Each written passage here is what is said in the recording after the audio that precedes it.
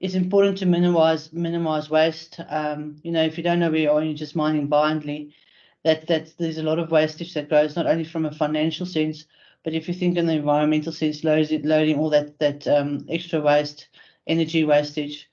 It's important, obviously, from our side, the grade estimation, and be confident in our grade that we predict, and then, as I mentioned, the structural interpretation as well. And all of that will actually, at the end of the day, lead up to having a proper plan or design in place to be able to mine. It's also important to identify the risk, and especially in the deep level gold and platinum mines, the water and flammable gases is a high risk.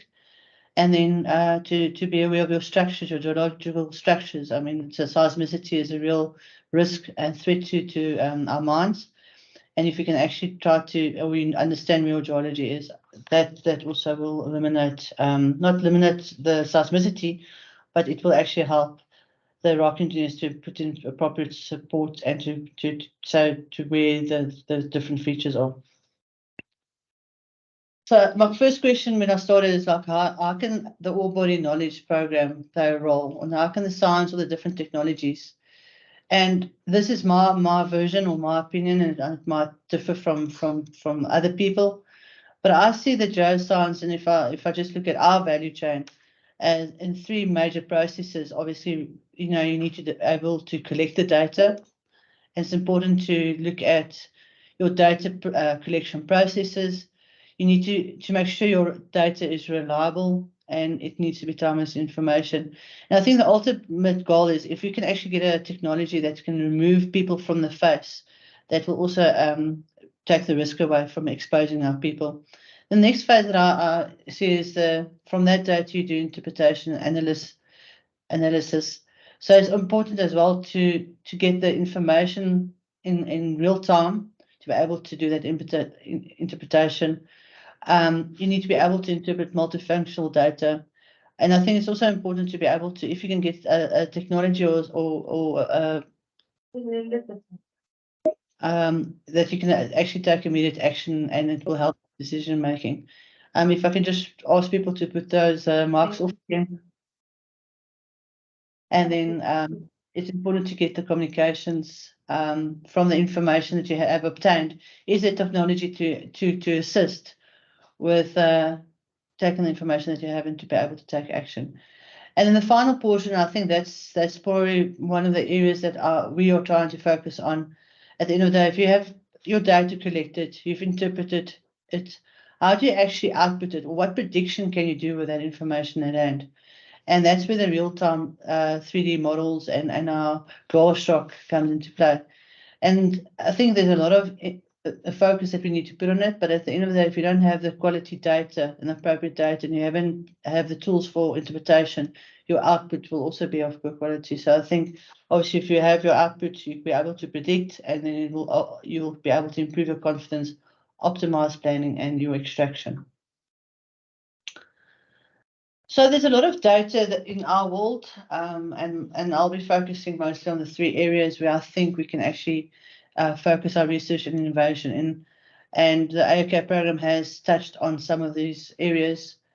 I still think exploration drilling, geological drilling, depends where you are, what you call it. At the end of the day, diamond drilling is probably one of the most powerful tools for geologists to get information from our underground ore bodies. With that, I think you can get your grade, you can get your structural information, you can get a lot of information from one hole. The same goes that not only yourself can use it, but you can actually share that information with your rock engineers and mine planners. So ultimately, if you can actually apply some technology or some science to our diamond drilling operations, I think we can actually optimize quite a lot of information and get more information ahead of the phase. If you think on how far these holes can actually drill, and you get accurate drills, you can actually get quite good quality information ahead of the phase. Another area that we've been doing quite a lot of research on is our geophysics. You get a lot of types of geophysics, and I think there's been a lot of good advances made, especially if you look at our tunnel seismic tomography as well as your ground penetrating radar. So that's also quite a good area of obtaining information, and I think that information can also be beneficial to make to get the confidence out of the face. The final one that I see is quite important is your mapping and your sampling practices on the face. And currently it's still being done by a person. And I mean, even if you look at our mapping, sampling, logging, everything is mostly done, and it doesn't matter where you go to in South Africa, it's done with pen and paper, which is scary if you think of the amount of decisions that we make with that information that we obtain. So I definitely feel that there's a lot of work that we need to do in this field to actually see how we can optimize some of the mapping and sampling information that we can obtain. Is there a different way that we can obtain it? Can we improve the quality of information obtained? And at the end of the day, is there a different way that we can remove our people from the face and whether they use a science or technology to be able to obtain it? And I know surveys, they do use LiDAR to do their survey peaks and positions. But if you look at the geosciences, rock engineers, and some of the other service departments, we still rely on hand and book. And I definitely feel that if we look at some research and innovation in that field, it will add value. So I'm just going to give a brief overview on the program, and I know most people are familiar with the program and the precinct, but I think it's important just to remind people that the Mandela Mining Precinct is a public-private collaboration between the Department of Science and Innovation, and most of us just refer to it as DSI and the Minerals Council. So the whole idea of the precinct is to actually try to revitalize the mining research, development, and innovation in South Africa. So we know there's a lot of, in the past, there was a lot of focus in other areas, for instance, surface exploration and on processing side, but there was a need identified to try to look at some research and innovation within the mining operations. And our focus is specifically on tabular ore bodies and the gold and platinum sector, just because obviously their life of mines are shorter and the need was identified greater there. But it does not necessarily mean that they are the only, commodities that we're working on. There is some instances that it can actually add value within the other industries. And I know there's a few examples that it can actually add that we've seen within the coal sector and even in the diamond sector as well. So my program is the Advanced Orebody Knowledge Program, otherwise known as AOK. I usually joke around and say, "Yeah, we're the cool kids." But we are one of 5 other programs under the Samudi strategy, and ultimately our focus, as Ntombi has said, is to provide mine planners, rock engineers, geologists, and other decision makers on the operations with information. So we want to create that ultimate glass rock environment. So as I mentioned, our objective is to create that glass rock. And I think that's anyway, if you look at our geologist role on operations and exploration everywhere else, at the end of the day, we're trying to see what's ahead of the mining horizon. Then we want to also identify the risk and minimize, identify it and also increase the confidence. And I mean, that's every competent person's job that's working on the operations, to be able to improve that confidence and get mining going into areas that we know where things are. So the value to the industry and why we're doing it, and I think it's quite important. I mentioned the glass shock and obviously to touch a bit on the 3D modeling side. But the big aspect on my side is the safety side. We know there's a lot of risk associated with the structures, and if we know where it is, we can actually plan accordingly. We focus quite a lot on on-site technology demonstrators. We know there's technologies that's already being used on surface and other industries. And what we've attempted to do is to actually look at how can we use other technologies within the underground environment.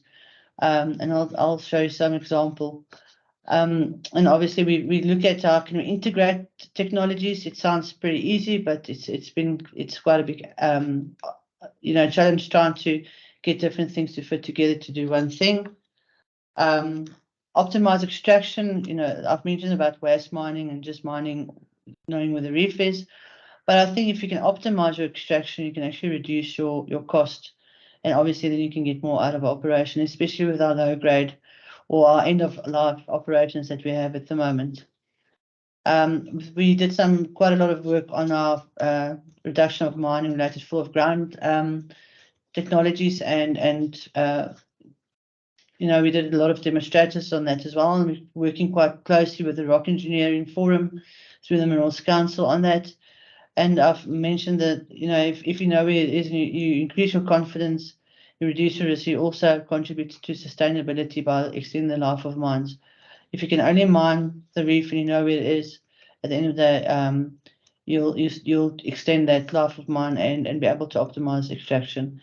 Effectiveness, I think you need to obviously be looking at solutions that can be efficient and effective, and also to look at how we can actually contribute in it. We don't want to impede our technologies to impede production, but also try to how can it fit in with our mining production cycles, and that's quite important, not to stop production. Just a short overview, and I'm not going to go into a lot of detail with the AOK journey map, but I think what's important for people to understand that, and it's not just, again, a linear line, it's a circular process. Originally, we identified what the requirements were on the mines, what was the challenges, what is promising technologies, what's the different environments, and we also look at what is the situation with some of the technologies available to us. But through time, what we've done is we actually looked at identified some of the technologies that showed potential, tested it, looked at the cost benefit, and sometimes, you realize it might not actually be cost beneficial to our operation or to the mines to use the technology, or it might be too difficult to bring it underground. And then obviously you look at you review it, you assess it, you do a technology evaluation. If it's suitable, look at if it's, can you implement it or integrate it? And what we've been doing the last few years is actually go back and see, is there anything else that we can look at, test it, review it, evaluate it, and see how it can integrate. So there's a few technologies that we have identified that is there on the market, on the shelf, that is a potential solution. And hopefully through this, some of the use cases, people will be able to understand what is out there, and then obviously where there's opportunities for us to look further.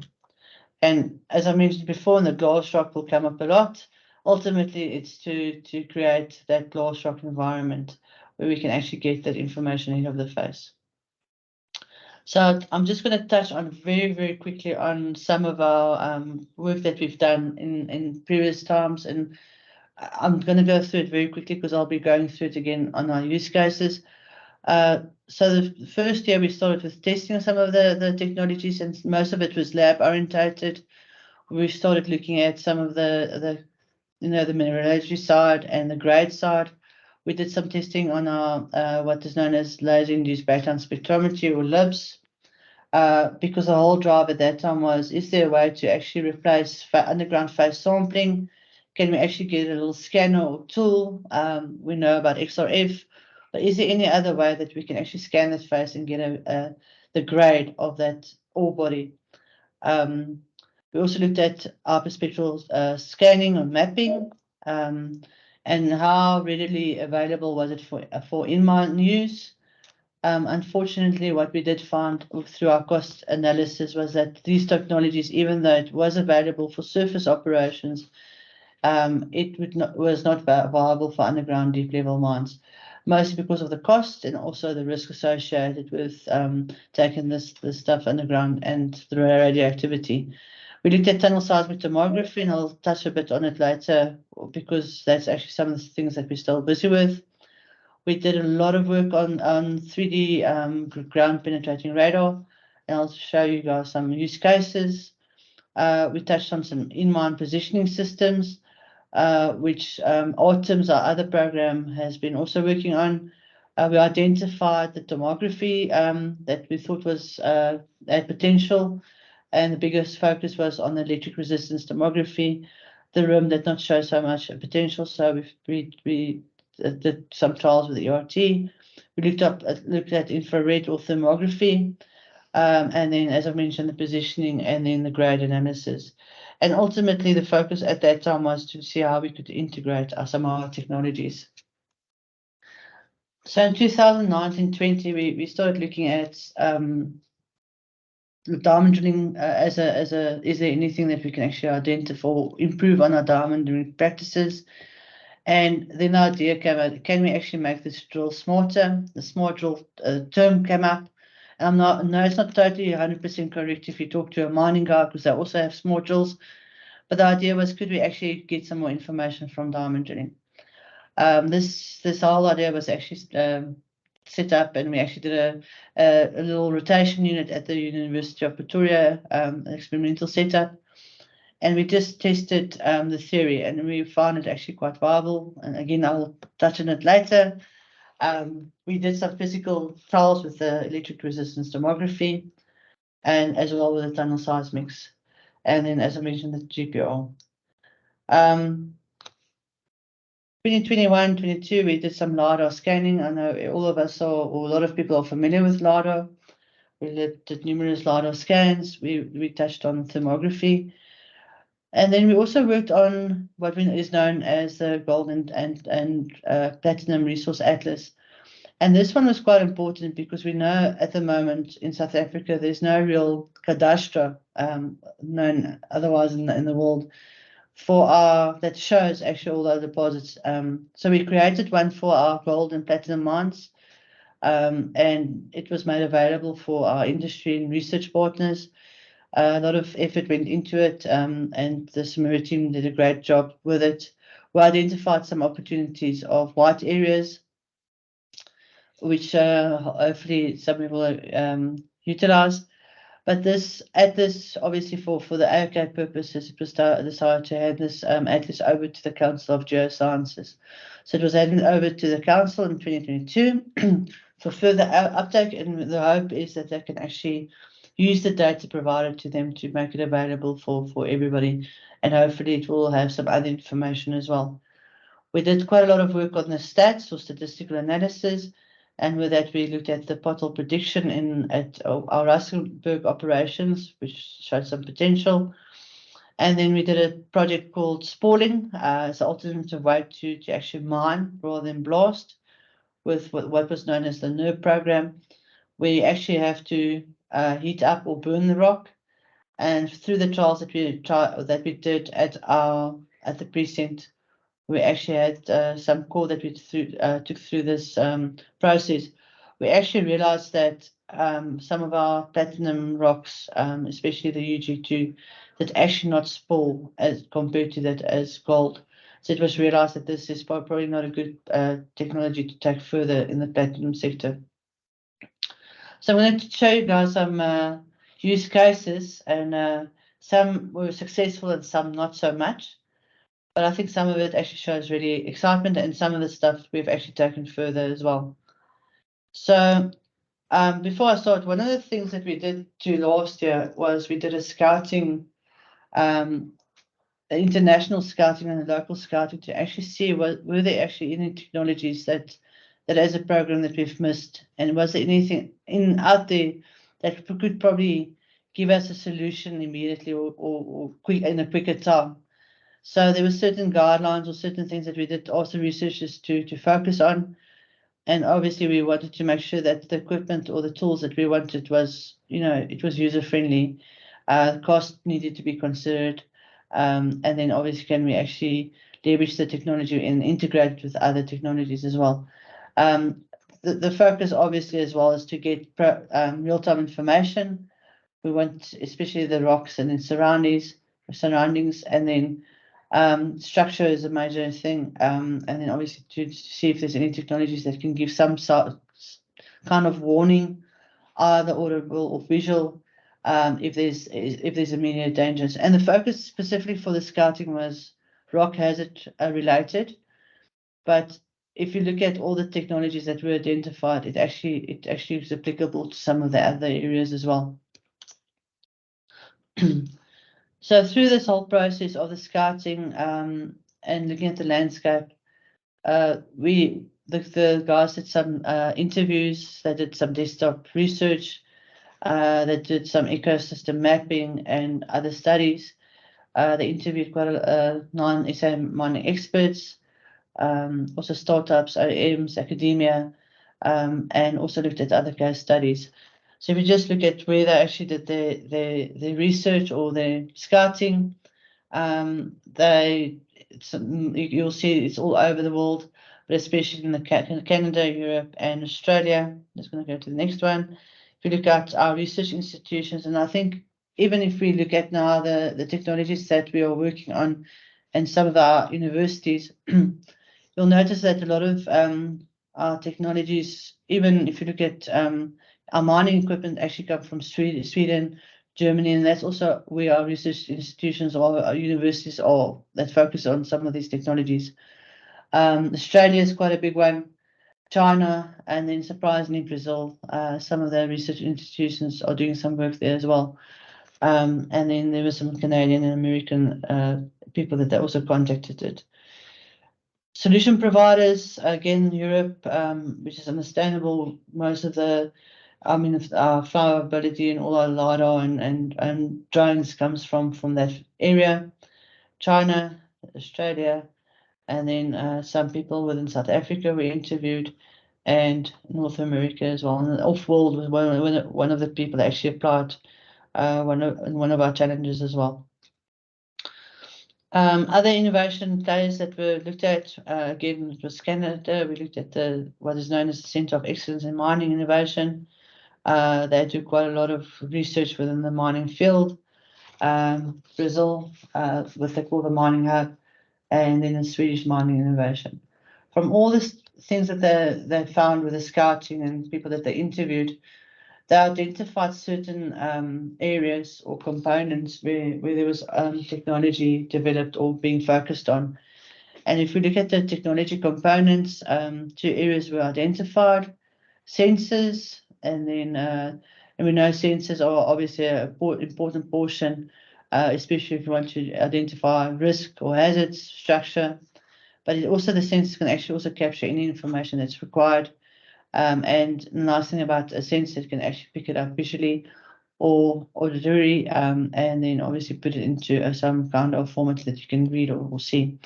The other areas that they identified was the enabling technologies, and there was a lot of components within this one, which includes software and hardware. And the whole idea is how can you actually take the information received from the sensor and take it then to the next level to be interpreted for decision making. So the specific technologies identified, and they highlighted it, was the photogrammetry, laser scanning, thermography, radar, acoustic sounding, and active hyperspectral.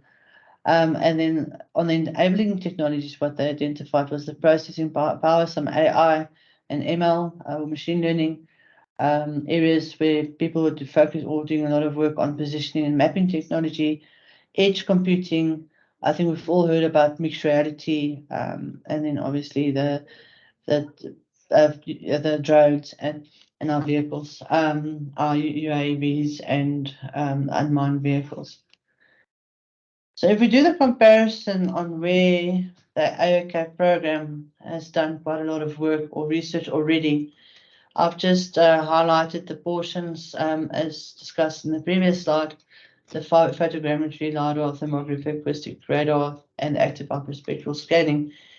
You can actually see we've actually done quite a lot of demonstrations and research on that already. So if you look at the AOK program, we're actually quite in line with what the rest of the world is doing and what they're focusing on. One area that I picked up that the scouting did not identify was the tomography technology. And I think maybe South Africa is a bit ahead, the VITS team with their tomography way of doing it. And I know some of the work that they're doing is under the AOK program is the first in Africa, or only ones in Africa. But I know worldwide it's quite a unique technology that we're working on there. We know in photogrammetry, and I'll go through a bit more detail, is quite important in LiDAR as well. I think the concern is, and what we realized was that if you look at our enabling technologies, very limited work has been done in that field.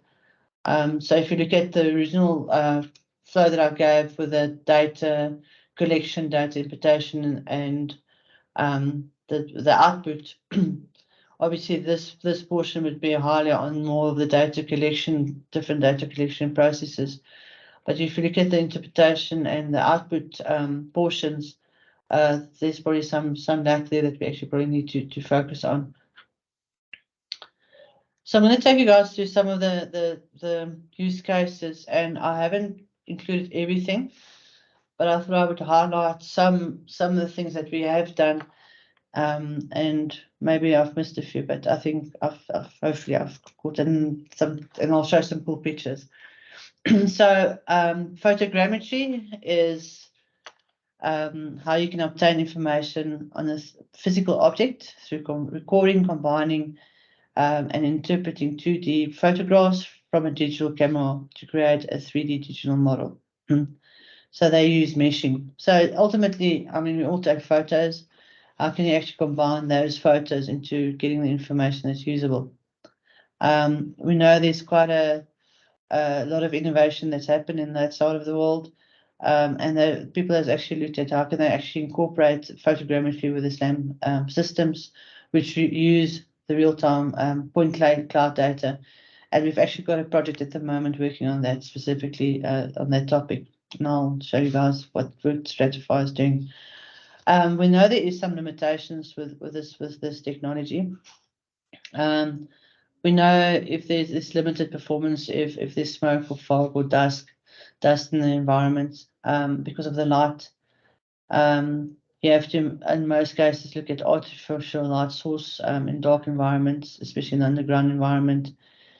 And then you generate quite a lot of data. But for me, photogrammetry shows a lot of potential because of the quality of information that you can obtain.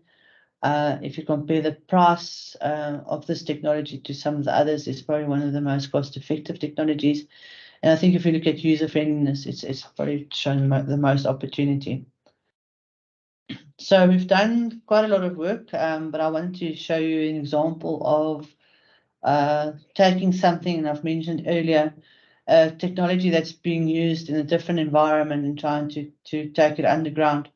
And Harmony's actually done that with the iPhone, where they've actually used iPhone, just remove the SIM card. You don't want people, you can't have make calls on the ground. And they've also taken an iPad. And what these guys are actually doing is with their iPhone, it's got some freeware on it. You can actually take some photos and some photogrammetry. So we've got here Rapetswe. I'm not sure if Rapetswe is on the call, but here you see the current method where we've got people mapping with a pen and paper, looking at the face. And I think the challenge is always Rapetswe's version of the way the face looks like on pen and paper might be different to that of Michelle. So if you have a photogrammetry image from your iPhone or your iPad, it's an image that you record, and that is one version of the truth. So just some images, and this technology is currently being used at one of our Harmony mines, and this is all from the iPhone, and you can actually see that this is actually you can see this is actually in there. That was in Alex's computer on the right-hand side, and he was actually able to, on the top right corner, actually able to measure a pebble size on it. It's to scale. You get a 3D view. On the left-hand side, we did some inputs in the cloud data, and even though this was just a quick scan that we did, so it's limited amount of point data that we collected, but you can actually get it into a 3D model. And again, this is also on freeware. We did this specific. We did testing at Maseve Mine, Drill Bafokeng. And so it doesn't matter where you do it, you can actually get some good images. With this technology, you can actually draw some or get some sections. On the right hand side is some sections of our stope. You can see the packs. You can actually, from these packs, you can actually measure the distance, you can actually measure the height. And then on the left hand side is how this images can actually relate to a survey plan or to a plan that's really on the system. There was a bit of drifting, so if you try to correlate it to the mining outlines, as long as you just have your pegs and orientate your pegs and pick up your pegs, you could actually plot it and actually also say where your structural geology is. So I thought this was a really good technology, and I'll say what's the way forward with this one. Then LiDAR is also a big topic at the moment, and I think there's also quite a lot of effort and research being done in this field. Again, as we scan something and it uses light detection and radar ranging technology of images, and from this you actually can also georeference it into your 3D model. So there is also some limitations, and I know there is some innovation, and we also again they focus on quite a lot of the in-mine measuring units. They're looking at receivers also. The challenge has always been the GPS side. How can you actually get your positioning underground from a LiDAR or even from the photogrammetry without a peg? And obviously, again, we know that the challenge is a high volume of data gets generated with these scans. And then LiDAR scanning, when used alone, cannot measure traces. So it has to be used with something else, or you have to trace something else, and you still need input from a person. And as we've seen at one of our mines, we did some trials at the LiDAR sensors are very fragile, and also if it's exposed to much heat, it will stop working. So just some examples, and we did some testing at a Kamvu or shaft, a cliff mine, I hope I pronounced correctly. And then we did some scans, 5 different trials at an industry test mine, Masebe, with all kinds of different scanners and different, from handheld to your tripods. And as you can see, the images are beautiful. You can actually, it's quite accurate as well. You can actually plot it in your model, and you can get the 3D view of it as well. So obviously it's a nice technology, but it's expensive. And then as I mentioned, the positioning with the XYZ, especially Z, elevation wise, and then drifting, especially with the handheld equipment, is quite a concern. Automation is still needed for this. So you scan, but you still need people to do the interpretation. And as I've mentioned, you do get the heat and humidity. And if you look at the price, it's not always the most viable technology to use, but it's good. The quality is good. You get a lot of information. Some more images. We've got Prof. Henny on the left-hand corner there. The nice thing about LiDAR is actually you can actually pick up, especially if you look at geosciences and maybe the rock engineering side, you can pick up support units, the distance, you can pick up your reef, you can nicely, the image in the middle, you can actually see where your reef is exposed. You can actually trace your reef, and all of this stuff in combination with your data that you've collected, you can actually put it into a 3D model, which I think was, in that side, it's actually pretty cool. So thermography is one of the other technologies that were identified through the scouting, and the AOK has done actually quite a lot of work on that one as well, with mixed results. I think more negative than positive in some cases. And the whole idea is, can you actually use a technology to look and use a thermal camera and see if temperature differences can be observed in the rock? And from this, you can either identify your fresh, your older rock, or your exposed rock, or actually see if there's a loose rock in the area. So there's quite a lot of, again, innovation or not innovation, research being done in this field. There's not only locally but internationally as well. And these cameras are actually a little bit cheaper than your LiDAR cameras, and the sensors are actually quite easily replaceable. So it's got quite a lot of advantages if you look at the size and the cost. However, it's got a lot of challenges. Again, the heat might be a bit of a challenge, and you can't always make the distinguishing between the loose rocks or not from color. There's some other technology that you have to use as well. So as you can see in the images, and as I've mentioned, we've had some mixed results, and we've done extensive trials, which includes Glencore, Crindle, We've done it at Albierplatz, at Maseve, and at Bafokeng Mine. And I know some other operations on their own accord has done some testing as well with mixed results. And you can see on the top left corner with the grayscale, you can't really see any differences in the middle as well. You can maybe see the people and you can maybe see water, but to see which ones are loose and which ones are not loose, it's a bit of a challenge on its own. So I'll touch on what we're busy with, which does show some opportunity. The next one was the acoustic device that was identified through the scanning or the scouting process. And it's one of those areas where somebody, using sound, is there a way that we can use sound or acoustic energy to look at the integrity of the rock? People do use vibration or any other stuff, but I think the whole thing was about your hearing or your sound waves. There was some attempts made earlier by some institutions, and I'm aware of the CSR and obviously the University of Pretoria with their tech on seeing if you can use you have some sensors to pick up those sound waves, and from that pick up loose rocks. So there was some mixed results, but I'll take you guys through it.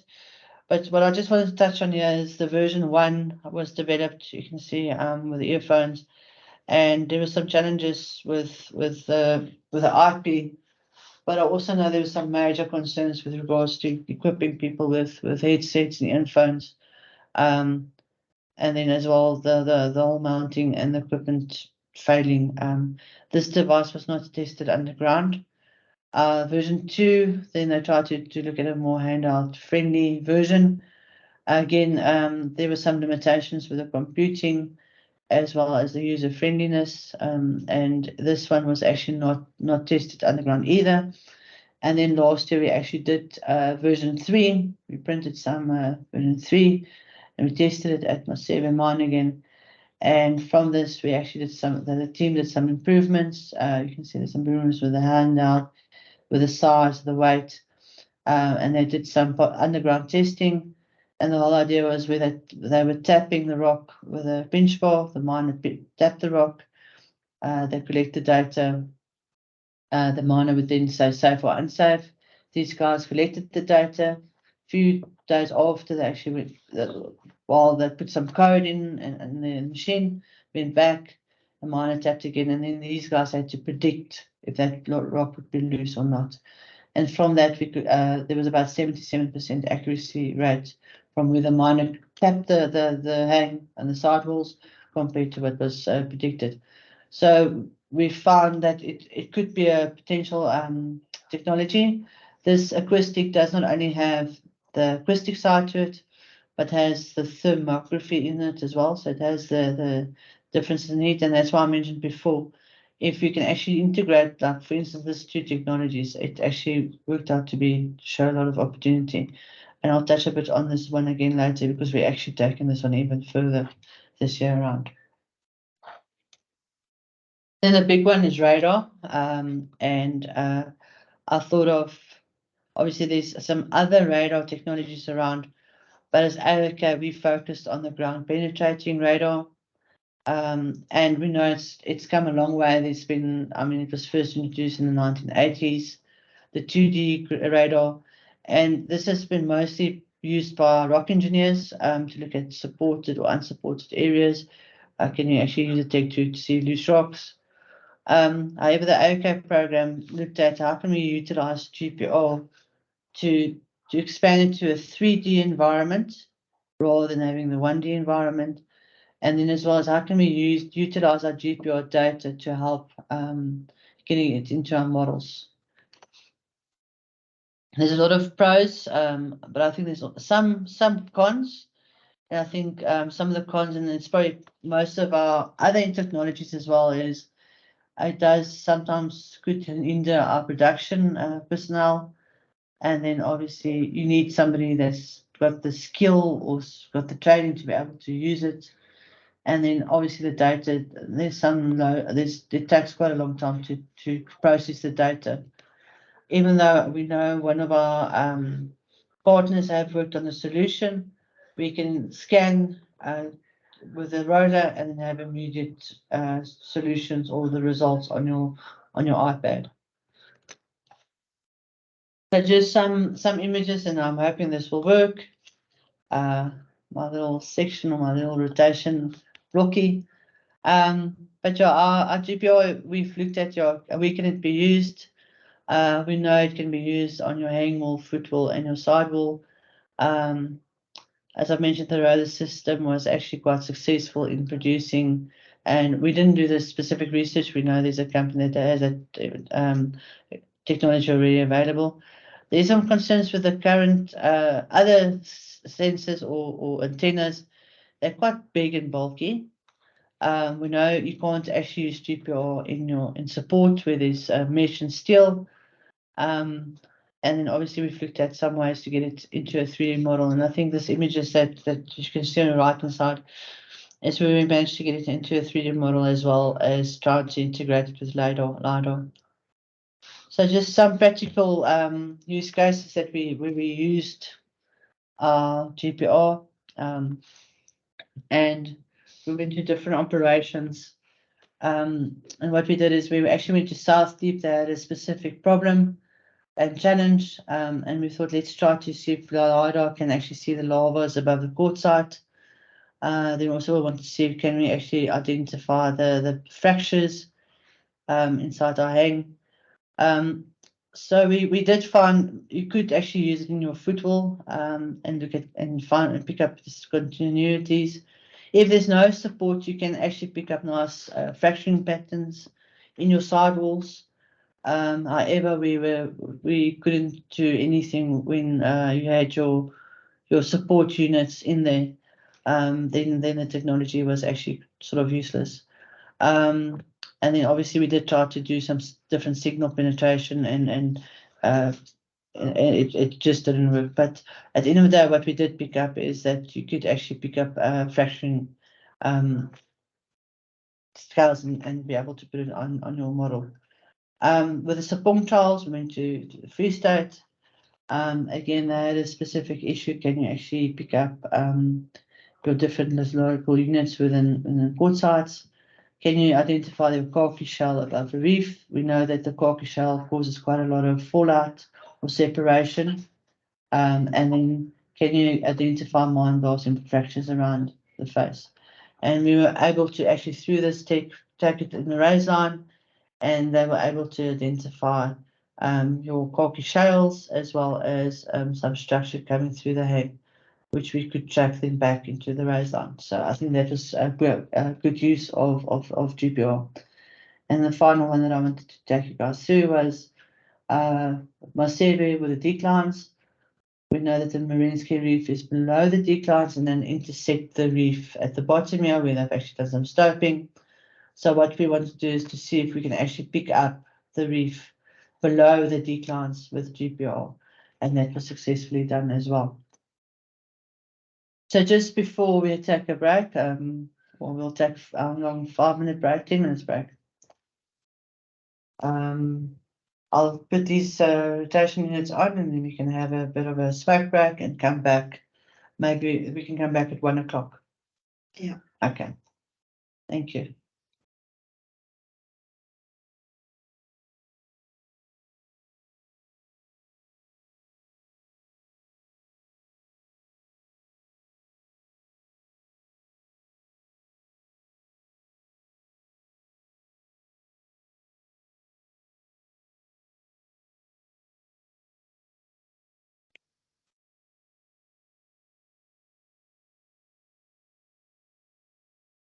Good stuff. Mm.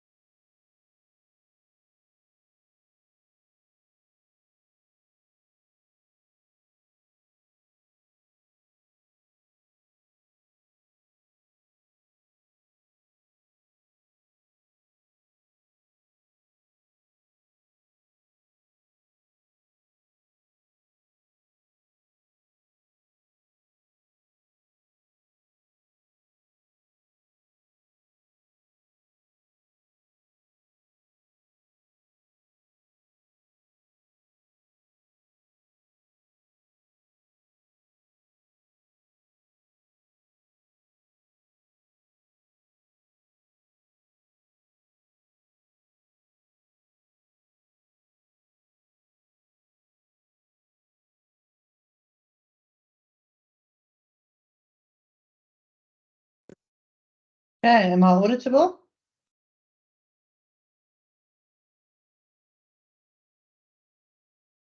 Yeah, so I hope everybody had a good break, and just for the second session, hopefully we will can finish in time. I'm not sure if there's any questions or anybody have anything to ask before I continue.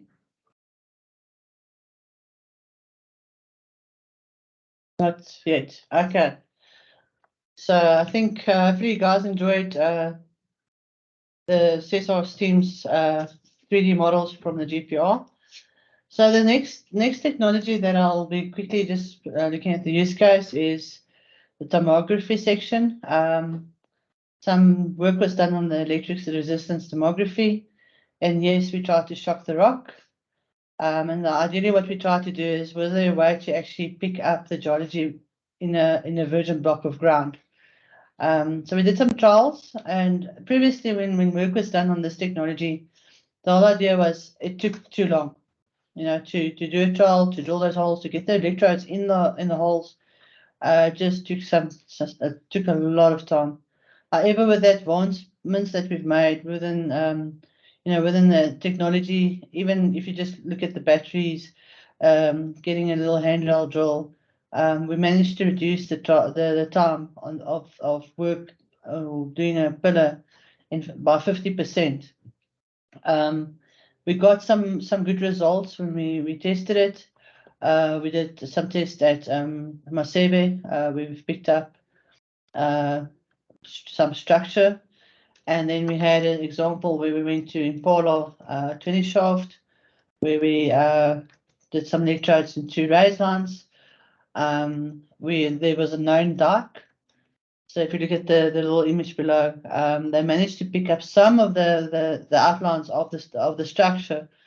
So it was not that good.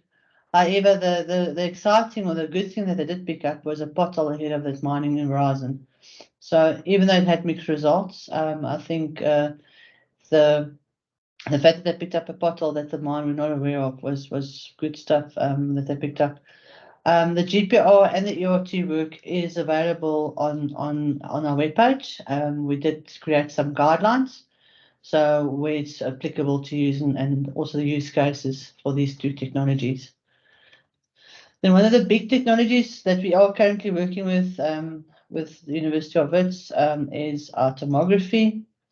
So originally when we started, we just looked at can you actually use your tomography and create obviously for your in-mine and on surface, can you get that information and do some 3D modeling. So we did quite a lot of tunnel seismics and surface seismics at Masebe, the industry test mine, and we had some very, very good results. And what I'll do is I'll go through the work that we're currently doing at South Deep. But ultimately, we tested quite a lot of surface geophones, nodes, a land streamer underground, and you can see the results that we obtained from the surveys that were conducted. I'll just quickly touch on the hyperspectral scanning. I already spoke a bit about it, but we did some lab testing. We took some samples and we did some testing with Wits and UJ, where we took some samples of our known deposits. We took some Marinsky, UG, we got some South Reef and some Wall Reef, and we tried to analyze it and try to see if we can actually replace your assaying with our other hyperspectral libs. And we also again had some mixed results. I think here we've got Hendrik climbing down the panel, making his markings for the sampling. And if people that know how sampling is done, you still use a hammer and chisel. And the accuracy of those samples, and obviously as well as exposing our people are not always the best. So we looked at is there a tech to replace that, and we had some very good results with our Marinsky and our UG2. However, we had mixed results from our gold-bearing reefs. But what it actually came down to at the end of the day, and I spoke about it a bit earlier, was that the cost implications of using alternatives at the moment is not viable. You know, if you look at our life of mines and the capital expenditure that you need to get these kind of technologies on our operations will just cost too much. So we'll wait a bit and hopefully something else will come up in our direction in this field. Some of the, as mentioned, a lot of focus on the sensors side of things, but more limiting on the enabling technologies. However, we have done some work in that field. We did quite a lot of work on the statistical side with bits with the pothole prediction, as well as really trying to do some structural prediction at the moment at South Deep. We did do limited work on our positioning systems with some mixed results. And then we did try some platforms. You can see the monster, the CSR monster at the bottom, but it was also found that it would be just too costly to get one of those little robots underground and try to, just for testing on it alone, it would really cost a lot. So the decision was made to just put that a bit on hold. We have been looking at some ANN or artificial neuron, you know, codes and formulas, and we applied it in some fields. And obviously, there will be a lot more focus moving forward in that area. We have looked at some drones and obviously some robotics. However, I think if you look at the cost implication with that at the moment, I think the bigger focus would be on the data collection technologies rather than at the carriers or the platforms. So I'm just going to go and run quickly through our current focus areas. Some of it's really exciting. And one of the after the scouting that was conducted last year, we also had a challenge where we tried to get people to apply or participate in a competition. So we had a Dragon's Den or applicants to showcase some of this stuff on the Dragon's Den. And from this, we actually identified some finalists, and from that, a winner and some runners up as well. And some of these technologies we are testing and taking further. So obviously the idea was to explore. That was done with the scouting, to identify and showcase. That was done through our Dragon's Den. We're currently busy with the validation process, and then hopefully we can actually make some or apply some of these technologies and utilize some of these technologies hopefully in the future. So the current focus for the AOK program, and I've mentioned quite a bit that obviously we want to create that glass rock environment, and I'm quite big, as I've mentioned, on the safety side, but as well on getting the geological confidence to know what's ahead of the face. And if you know that, you can also reduce the risk because you can tell people what's ahead, and also have obviously we want to focus on getting that information quicker at hand. So the program intent, if you look at the glass rock, is where is the reef, the metal content, and what is impeding extraction. The metal content portion of the project has been a challenge, and we're still trying to find solutions in that area. But we've made some leeway with identification or trying to see the reef ahead of the face. So we've got 3 focus areas. The smart drill that we've taken further, technologies ahead of the face, and then technologies on the face. With the statistical analysis or data actually part of each of those focus areas. You can't have it under the standalone. It's actually important in each of the projects. And then one thing that's come strongly from the mining houses is to have a strong fall of ground management or focus area. So it's important to ensure that we focus on the people safety, not only doing the research, but the workers themselves. So the smart drill, I think it's, I've mentioned it before, that you get this opportunity to get a lot of information, including rock properties, the drilling parameters from your diamond drill rig. And that's one of the areas that we're trying to focus on. And can you actually get from that information, get your 3D image or your structural model from that information? One of the other things, and there's been quite a lot of work done on surface rigs, on real-time information, looking at drilling parameters, but this has actually not been applied in our underground environment, and that's where our smart rig comes into play. So if you just look at our roadmap, and this project has been going on for quite a while. We started in year one looking at possible solutions, looking at, is there other alternatives? We know there's RC drilling or non-coring. You're looking at coring. So we looked at different methods, what was the most applicable, what was probably the best. We know we have low diamond drilling rates, especially in our gold mines, trying to understand the reasons thereof. One of the areas that came out very strongly was the lack of our skilled drill operators, or the fact that we don't have skilled drill operators. If you look at, for instance, Australia, where it's actually a profession, and these guys get removed quite a lot, and they've got training and all, and in South Africa it's quite limited. As I've spoken about our lab setup that we did, we tested the idea and we found it was actually quite good. Then we also looked at leading practices, what's the other industries doing, especially the coal sector and the oil and gas, and what opportunities is there to actually take it to our diamond drilling operations. And one of the things that did come up was, obviously from surface operations or exploration, was the fact that the drills could actually look at the different drilling parameters with sensors, as well as Sasol, for instance, they use coring, non-coring, depends on what they are drilling for. So they would do non-coring up to a point, and if they know there was the reef or some structure or the seam or whatever, they would change over to coring, which would save a lot of time and obviously money as well. Last year we did some work on identifying a partner, a diamond drill partner, and we were successful identifying Lesedi. We was currently drilling at a lot of our gold and platinum mines, and currently, as it stands, we've actually equipped the sensors, 7 different sensors on one of the Lesedi other rigs, and the plan is to then to take this rig underground and to start drilling with the sensors in the rig, and to see actually what data can be collected from this drilling, and see how we can do this comparisons. Obviously, we'll take the core, we'll log the core while they're drilling as well, and send that to the VITS labs for geotechnical measurements and readings, and see if we can get any relationships between the drilling advances or the rotation speed and that of the actual rock that we're drilling into.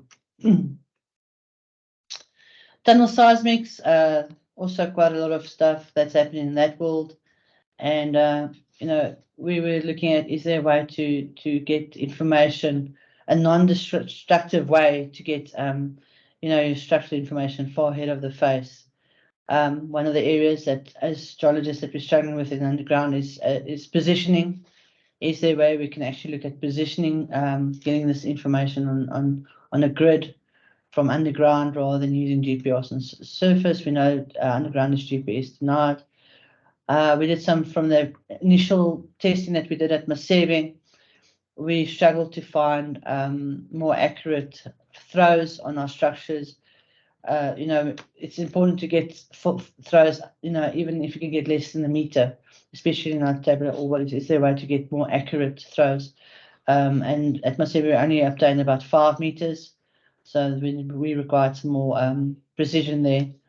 And then is there a way that we can actually use your drilling activities or blasting activities on the mines as seismic sources? So we did some testing there as well. So all of that work is currently took place at South Deep. The phase 1 was completed earlier this year. We did extensive active and passive experiments on surface and on underground. You can see there's what I hope Rome Musa's not in the school. We used some doof machines, and then we did some underground testing as well. And in the phase 2 that will happen for the rest of the years, where we actually going to take that data and see how we can process the data and see if we can actually get some nice 3D models. This is some of the original or some of the preliminary results that we've obtained from our data. But then we also want to see is, can we actually use our statistical analysis and predict some of the structure and some of the results that and data that we get, can we actually use it for prediction as well? So this is quite an exciting project.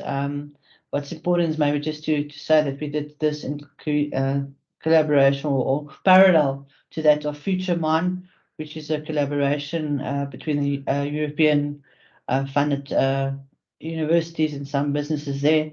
So this was quite a good, quite a big project. And ultimately, what we want to do is to see if it can be actually more cost effective at the end of the day.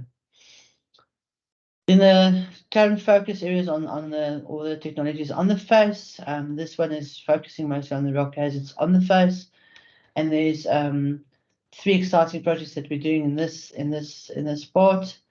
Firstly, we've got one of our finalists, Stratify, with a telescopic sensor. Understand it's a syntopic camera. It's a special camera with special lights.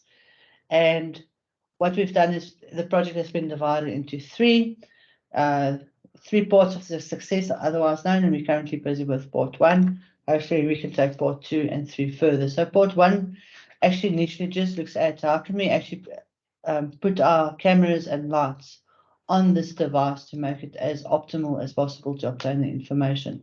Part 2 will be the processing, and part 3 will be the software side of things. But ultimately, how can we create an image or use photogrammetry with cameras, with the right light, and actually produce a 3D image? So they did some first round of work with the I know I'm not supposed to say prototype, but yeah, it's their first prototype, and actually the whole idea was to actually scan the sidewalls, the hang wall. They tested it in different areas. And you can see this telescopic cameras on a telescopic pipe. So our idea is to actually reach or get into areas where people are not allowed, also to try to scan areas of height. And I think if you look at the bottom, you can see the resulting mesh and images that's obtained. This is just actually the first phase, just trying to get the lighting right. And you can actually see the first images that these guys have been able to obtain is really, really good. So this is a really exciting project where we do some further development, and hopefully we can do some more testing and then go to part 2 and 3. Then the next project that we will be taking further is the integrated thermal acoustic device, the ITAD. As I've mentioned, this is a combination between your thermal and your acoustics. When we did the testing at Masevo with the industry test mine with it, miner tapping and us recording and then comparing, we're on the western side of the western limb of Rustenburg. So we've decided to rather try to get more data and then compare it with a lot of other units. So we'll be doing some testing at 52 sites, where we'll be looking at different rock lithologies, different units. We'll be testing from a stoping environment. We'll be testing in the development as well. And then just collect data at these different sites. It will be platinum, chrome, and gold, shallow and deep. And from this data collection, we'll do our analysis and try to pick up and see if we can, as I've mentioned before, the accuracy levels were 76 or 77%. Is there a way that we can make this device more accurate and more reliable for us for our miners to take underground to identify areas of risk? So this is an exciting one. So these guys will be quite busy. And then we've got our other 3 minor projects. Not minor, it's still important. Currently, there's a great focus on doing research dissemination. So part of this research is today's webinar, is to share some of the technologies and work we're currently busy with, and we'll continue to do so to make sure that people are aware of the current technologies and innovations that's around there. I think it's also important that if there's anything that we have missed or that we need to be made aware of, if you know of something that's being done, to tell us, because at the end of the day, we want to create value to the mining industry, and we want to advance our technology. So that's the only way we can do it, is to share information. The second one is we will do a use case on LiDAR integration. So we'll be taking the LiDAR to the industry test mine again. But the whole idea is, can we actually use it with other data and optimize or use it as a mapping technology? So we'll do that later in the year. I think October we've planned it, and then we'll see, can you actually get some more images? Can you actually make it usable for our geologists or rock engineers or our sampling guys underground? Then one that we will probably be doing in the beginning of September will be a use case. As I've mentioned, the guys from Harmony is using iPhones at Winning Mine. So we'll be comparing that technology to a normal camera, and hopefully we can get the Stratify telescopic camera there as well. And we'll just do a test to show people this is the quality, or this is the data or the information that you can actually obtain from different scans of photogrammetry. So everything comes with a cost. If you want to get this image, you can go better or you can go worse. But what's the minimum that we can use or need to get the information? Because at the end of the day, we want the information on the face, in the decision makers' hands, and that includes geologists and your other people. So before I close off, I thought let me just quickly go through the constraints or the barriers that we have. Why has that technology taken so long to be adapted on our mines? I mean, we know within, everybody's talking 4IR and 5IR and 5G and 4G and whatever. But we've had major challenges. We still have people on the ground working with a pen and paper. So I've just highlighted a few things that I think, which is those barriers. One of the challenges that we've had is the industry is reluctant to change. Now we know that it's always difficult to try new stuff or try different stuff. And I think, especially if you look at the amount of data and if you look at the size of our operations, it's sometimes scary for people or industry to do new things. And that's definitely that is a barrier with research and innovation. We have a lot of big data, and it's quite a challenge to try to get the right data or big data into the right hands and right interpretation. And I think that's a hindrance because all this data is too much in all QAQC and all that. But at the end of the day, I think with the machine learning and AI that is being looked at, I think this will make it a bit more easier. The high upfront cost, we know new technology or new things are costly, and it will also cost quite a lot of money for the mines to actually get these new technologies or systems in their operations. You can't just get one camera, you're going to have to get a few, and it costs money, which is also quite a barrier. Labor, and I think we all doing quite a lot of work on that side, is they have a fear to bring in those big killer machines. They're scared. So if you bring something and they think you're going to take their jobs or change their jobs or it's going to affect them. And on the contrary, especially with the AOK technologies, we're there to try to help them. And I think that is just communicated, we might actually get a bit more support. Anything that you try in the mine or want to do, it comes with different standards and regulations, and it makes it difficult and painful to actually try to implement. So that also comes with cost, but also with effort. So that's also a major barrier. Aging mines, we know most of our gold mines and platinum mines are old. So sometimes the whole argument is how can you put new technology in? The communication infrastructure is not there. So if you want to improve, you have improved communication or get the information immediately to your office. You don't have that luxury. So there is some other work being done currently on looking at how can you actually get your fiber or your comms to the face. Safety, I think anything that is new, that might actually now open another can of worms with exposing people to other risks and other hazards. So it can actually become a hindrance with unintended safety challenges if it's not managed correctly. And then it could be disruptive. I think the mining value chain is so long. If we try a new technology in one portion of the value chain, it could actually hinder some other portions as well. However, I think if we do look, and I'll just put it and I started off with presentation with this sentence and just closing off, I think if you want to improve your productivity and look at our current environment, and if you look at the decreasing ore grades, everything is getting deeper, everything is getting just a challenge. If you look at the pressures that we have with the environmental side and the social stuff, we need some way to make things better or do it easier. And I think if we can get innovation to work for us and try to find those solutions, it will actually make mining more sustainable and also environmentally friendly. So obviously, if you look at the sustainability side, we need to make sure that it's cost effective, environmentally friendly. We want to get technologies that can look at greater depth, and I think there is opportunities there. You need to you need to consider mine environments as well. It's mining is not easy. And you need to make sure that we can make it better and easier, and then the technologies that we're looking at will work. We definitely need to look at, and there's a big focus on the data, but it's also good to show that you can actually, if you have that data digitized, you also provide transparency, and that's quite important to shareholders.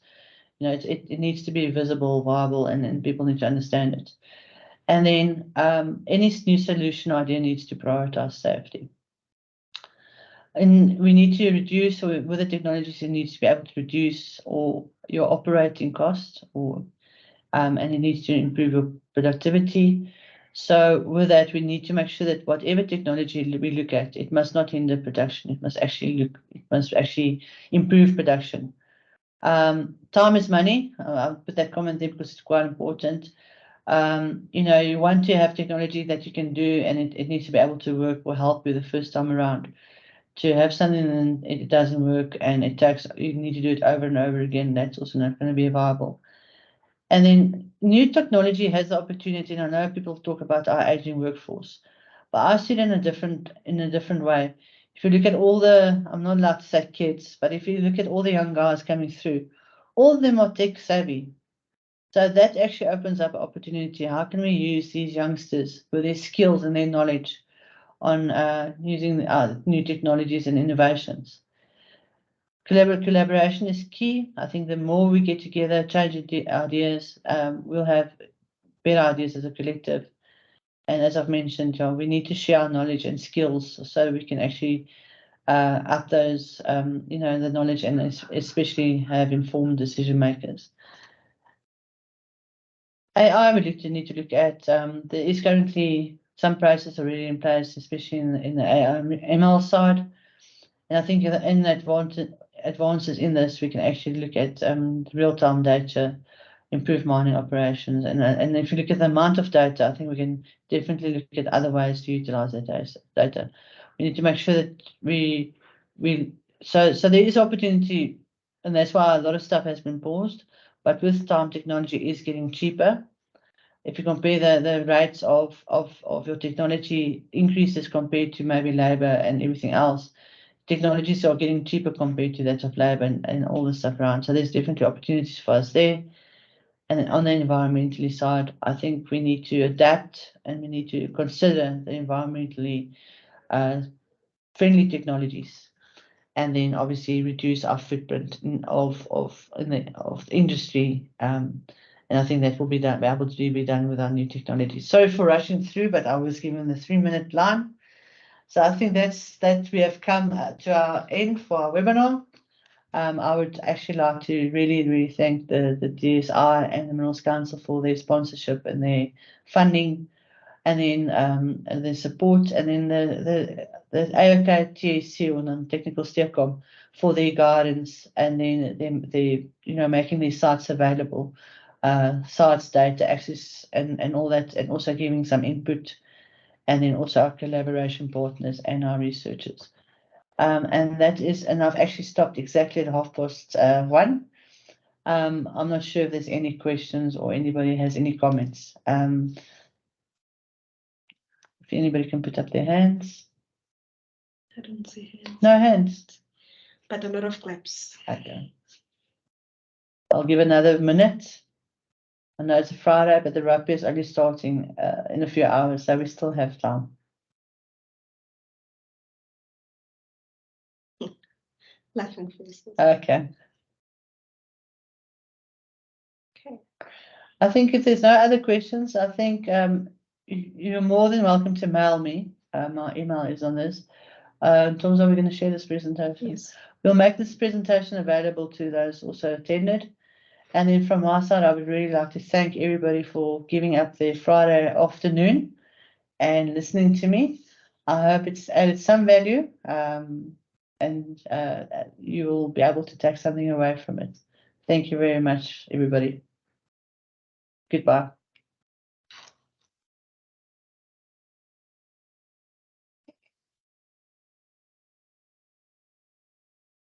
Oh my God.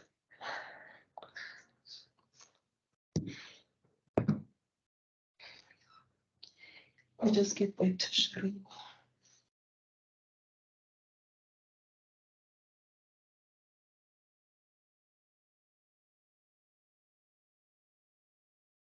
Sure. Yes. Sure. Yes.